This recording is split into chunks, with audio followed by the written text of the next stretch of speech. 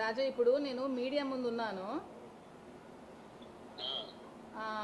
ఈ రిజిస్ట్రేషన్, ఈ పేపర్స్ కోసం వాళ్ళకి ఏదో డౌట్ ఉందంటే అడుగుతున్నారు. ఈ రిజిస్ట్రేషన్ అనేది మీరు ఇష్టపూర్వకంగా చేశారా ఏంటనేది వాళ్ళు తెలుసుకోవాలనుకుంటున్నారు. అంటే నేను ఇప్పుడు ఒడిశాలో ఉన్నాను, భువనేశ్వర్ దగ్గర.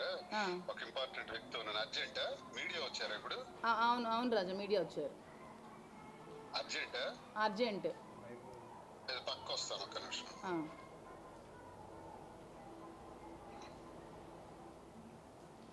ఏంటి రాజు చెప్పు. ఇప్పుడు మీరు రిజిస్ట్రేషన్, ఈ ఇల్లు రిజిస్ట్రేషన్ చేశారు కదా, అది ఏ విధంగా చేశారు? మీరు మీరు ఏం ఆలోచించుకొని నా పేరు మీద రిజిస్ట్రేషన్ చేశారు? మీ ఇష్టపూర్వకంగా చేశారా, అది మీ స్వార్జితం ఏంటనేది ఒక 2 విషయాలు మీరు చెప్పేస్తే మీడియా వాళ్ళు కూడా డౌట్స్ క్లియర్ అయిపోతాయి. ఇంకెవరికైనా ఏమైనా డౌట్స్ ఉంటే. ఎవరు పర్టికులర్ గా ఒక మీడియాని అడుగుతున్నారా, అందరూ అడుగుతున్నారా? అందరూ కలిపి. సరే, పబ్లిక్ కూడా జనాలు కూడా. సరే సరే, నా సమాధానం ఏంటంటే, ఇప్పుడు గతంలో మా ఇంటి గొడవలు మాకున్నాయి. మాకు ఒక 30 సంవత్సరాల నుంచి జరుగుతున్నటువంటి నా కుటుంబ వ్యవహారంలో గత 2 ఏళ్ల నుంచి నేను బయట ఉన్నాను. ఎందుకంటే వాణి ఇంటికి తాళం వేసేయటం వల్ల గత్యంతరం లేక ఏడాది కాలం పాటు పలాసలో ఉన్నాను.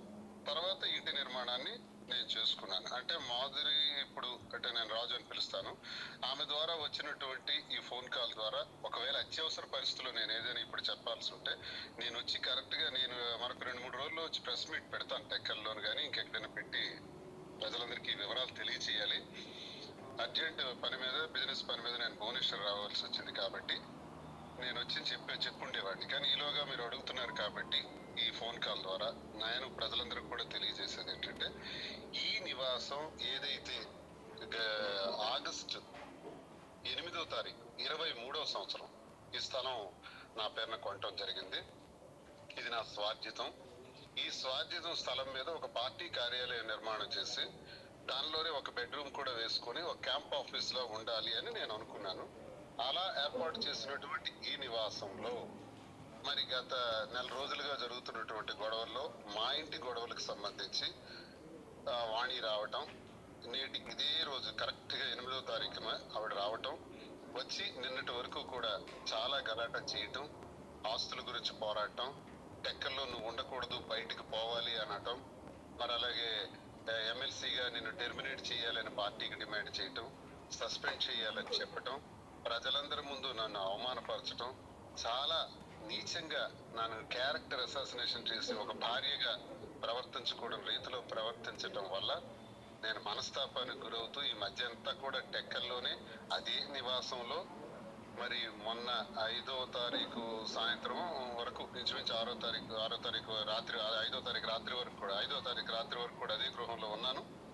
ఉండిన తర్వాత మరి ప్రజలందరికీ నేను తెలియజేసేది ఏంటంటే, మాధురి గారికి నేను ఇంచుమించు 2 కోట్ల రూపాయలు డబ్బులు ఇవ్వాల్సినటువంటి అవసరం ఉంది. నేను తీసుకున్నాను తప్పతప్పాలుగా, గడిచిన ఎన్నికల్లో కానీ ఇంటి నిర్మాణంలో కానీ. తదుపరి ఇటీవల కాలంలో కూడా నాకు వ్యాపారాలన్నీ బంద్ అయిపోవటం వల్ల, ఆర్థిక ఇబ్బందులు ఉండటం వల్ల మరో 50 లక్షల రూపాయల వరకు కూడా తను నాకు చేయూతని సహకరించడం జరిగింది. ఈ పరిస్థితుల్లో మరి న్యాయస్థానాలను ఆశ్రయించడం కూడా జరిగింది. వాణి ఆశ్రయించింది, నేను కూడా ఆశ్రయించాను. ఒకవైపు మా డివర్స్ పిటిషన్స్ పడ్డాయి, మా కుటుంబంలో జరగాల్సిన గొడవలు జరుగుతున్నాయి. ఈ జరుగుతున్న దానిలో భాగంగా ఈ 2.5 కోట్ల సమస్య ఇప్పుడు నా ముందుకు రావటం జరిగింది. మరి ఈ 2.5 కోట్లు ఒకవేళ వాణికి నివాసం వెళ్ళిపోతే మరి 2.5 కోట్లు నేను ఎలా తీర్చగలను?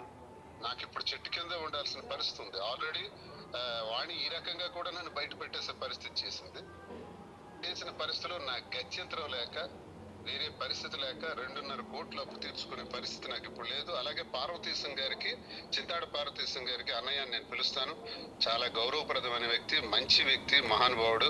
ఆయనకి కూడా నేను 60 లక్షల రూపాయలు ఇవ్వాలి. ఆయన కూడా రిజిస్ట్రేషన్ నా పేరున ఇంకా డబ్బులు బాకీ ఉన్నప్పటికి చేశాడు. ఇప్పుడు ఆయనకి 60 లక్షలు, మరి మాధురి గారికి ఇవ్వాల్సినటువంటి 2,50,00,000. ఇవన్నీ నేను ఇప్పుడు ఎక్కడ అరేంజ్ చేయగలను? నా వ్యాపారాలన్నీ ఈ ప్రభుత్వం వచ్చిన తర్వాత మొత్తం పోయినాయి. ఇప్పుడు ఐఎమ్ ది రోడ్. ఇలాంటి పరిస్థితుల్లో గత్యంతరం లేక మా కుటుంబం వల్ల ఇప్పటికే నష్టపోయినటువంటి, జీవితాన్ని సర్వనాశనం చేసుకున్నటువంటి కన్నవారి నుంచి, అత్తవారి నుంచి ఆత్మహత్యకి పాల్పడినటువంటి మరి మాధురికి నేను అన్యాయం చేసిన వాడిని అవుతాను. కాబట్టి నేనేమైనా పర్వాలేదని ఈ ఆస్తిని నేను రిజిస్ట్రేషన్ చేయటం నా మనస్స వాచ కర్మేణ నా మనస్ఫూర్తిగా నేను ఆమెకు ట్రాన్స్ఫర్ చేయటం జరిగింది. కాబట్టి దీనిలో ఎటువంటి ఆలోచనలు కానీ ఎటువంటి అభిప్రాయాలు కానీ భేదాభిప్రాయాలు కానీ ఎవరు కానీ పెట్టుకోవాల్సిన అవసరం లేదు. నేను క్లారిటీగా చెప్తున్నాను, నేనే ఈ అప్పు తీర్చుకోలేక ఈ ఆస్తిని ట్రాన్స్ఫర్ చేశాను. ఇది జరిగింది.